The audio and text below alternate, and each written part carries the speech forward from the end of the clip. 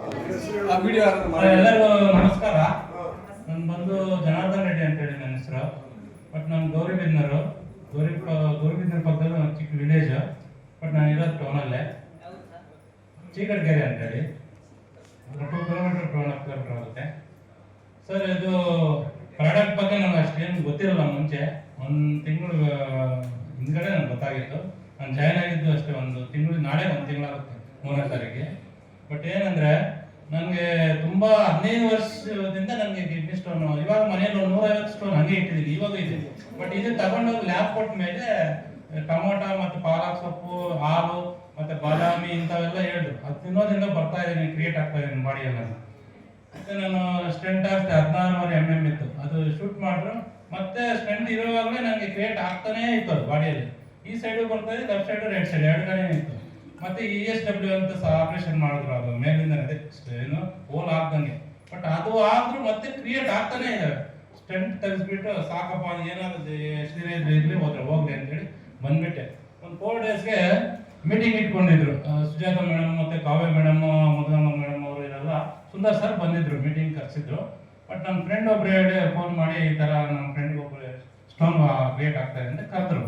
ನಾನು ಕರೆಯೋ ಹೋಗೋಷ್ಟರಲ್ಲಿ ಮೀಟಿಂಗ್ ಮುಗಿದಿತ್ತು. ಮತ್ತು ಆಗ ಮೇಡಮ್ ಅವ್ರು, ಸುಜಾತ ಮೇಡಮ್ ಮತ್ತು ಮುದ್ದಮ್ಮ ಮೇಡಮು, ಕಾವ್ಯ ಮೇಡಮ್ ಅವ್ರ ಮನೆಗೆ ಕರ್ಕೊಂಡೋದ್ರು. ಕರ್ಕೊಂಡೋಗಿ ಅಲ್ಲೆಲ್ಲ ನನಗೆ ಇದ್ರ ಬಗ್ಗೆ ಸರ್ ಅವರು ಎಕ್ಸ್ಪ್ಲೇನ್ ಮಾಡಿದ್ರು.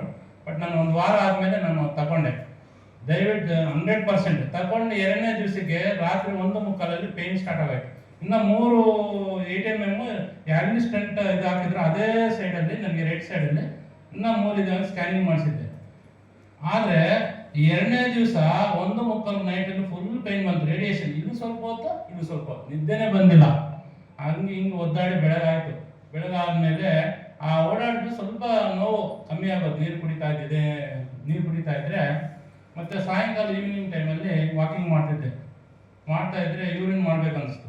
ಮಾಡಿದಾಗ ಅದು ಹೊರಗಡೆ ಬಂದುಬಿಟ್ಟು ಅದು ಸಮೇತ ಇವಾಗ ಇಲ್ಲಿದೆ ನನ್ನ ಹತ್ರ. ಅದು ಕೂಡ ತೋರಿಸ್ತೀನಿ. ಈ ಥರ ಆವತ್ತು ಹೋಗಿರೋದು ನನಗೆ ಬ್ಲಡ್ ಸಮೇತ ಬರ್ತದೆ. ಅದು ಬಂದ್ಬಿಟ್ಟಿದೆ. ಇವತ್ತಿಗೂ ನನಗೆ ಯಾವುದೇ ಒಂದು ಪೈನ್ ಇಲ್ಲ. ದೇವರ ಮೇಲೆ ಪ್ರಮಾಣ ಮಾಡಿ ಹೇಳ್ತಾ ಇದ್ದೀನಿ, ನನಗೆ ಯಾವುದೇ ಸಮಸ್ಯೆ ಬಂದಿಲ್ಲ. ಇದನ್ನು ಆ ಫೋಟೋ ಇಟ್ಕೊಂಡು ನಾನು ಪೂಜೆ ಮಾಡ್ತೀನಿ. ಇವತ್ತು ಲೈಫಲ್ಲಿ ನಾನು ಮರೆಯೋದೇ ಇಲ್ಲ ಇದನ್ನು. ಆ ಥರ ನನಗೆ ಇದು ಒಳ್ಳೆ. ಅದಕ್ಕೆ ನಾನು ಇದಕ್ಕೆ ಜಾಯ್ನ್ ಆಗಬೇಕು ಅಂತ ಅಂದ್ಕೊಂಡು ಜಾಯ್ನ್ ಆಗಿ ನಾನು ಒಂದು ಅಸೋಸಿಯೇಟ್ ಆಗಿ ಇನ್ನು ಮಾಡ್ತಾ ಇದ್ದೀನಿ. ಮುಂದೆ ಲೀಡರ್ ಆಗಿ ಬೆಳಿಬೇಕು ಅಂತೇಳಿ ನಾನು ಬಯಸ್ತಾ ಇದ್ದೀನಿ ಸರ್. ಸರ್ ಆಪರೇಷನ್ ಅಂದರೆ ನನ್ನ ಫ್ರೆಂಡು DC ಒಬ್ರು ಇದ್ದಾರೆ, ನಮ್ಮ ಕ್ಲಾಸ್ಮೇಟ್, ವರಪ್ರಸಾದ್ ರೆಡ್ಡಿ. ಇಲ್ಲಿ ರೆಫರ್ ಮಾಡಿ, ಇಲ್ಲಿ ಮೇಡಮ್ ಒಬ್ರು ತಹಸೀಲ್ದಾರ್ ಅಂತ, ಅಲ್ಲಿಗೆ ಸರ್ ನನಗೇನು ಜಾಸ್ತಿ ಖರ್ಚಾಗಿಲ್ಲ. ಒಂದು 30,000 ಅಷ್ಟು ಖರ್ಚಾಯಿತು. ಹೊರಗಡೆ ಆಗಿದ್ರೆ ನನಗೆ ಆಗೋ ದುಡ್ಡು ಅಲ್ಲಿ ವಿಕ್ಟೋರಿಯಾ ಹಾಸ್ಪಿಟ್ಲು BPL ಕಾರ್ಡಿಂದ ಕಮ್ಮಿನೇ ಆಯಿತು. ಹೊರಗಡೆ ಆಗಿದ್ರೆ 1.5 ಲಕ್ಷವರೆಗೂ ಆಗ್ತಿತ್ತು ನನಗೆ. ಯಾಕಂದರೆ 4 ಟೈಮ್ಸ್ ನನಗೆ ಆಗಿರೋದು ಆಪರೇಷನ್. ಅಂದರೆ ಹೋಲ್ ಆಗ್ದಂಗೆ ಸ್ಟೆಂಟ್ ಒಂದ್ಸಲಿ ಹಾಕಿದ್ರು, ESW ಅಂತೇಳಿ ಅದೊಂದ್ಸಲಿ ಮಾಡಿದ್ರು. ಅದು ಗೌರ್ಮೆಂಟಿಂದ ನನಗೆ ಇದಾಯಿತು, ಏನು ಅಮೌಂಟು. ಸರ್ ಈ ಬಯೋಟೈಮ್ ತಗೊಂಡು 10,700 ಸರ್ ನಾನು ಹಾಕಿತ್ತು ಅಷ್ಟೇ.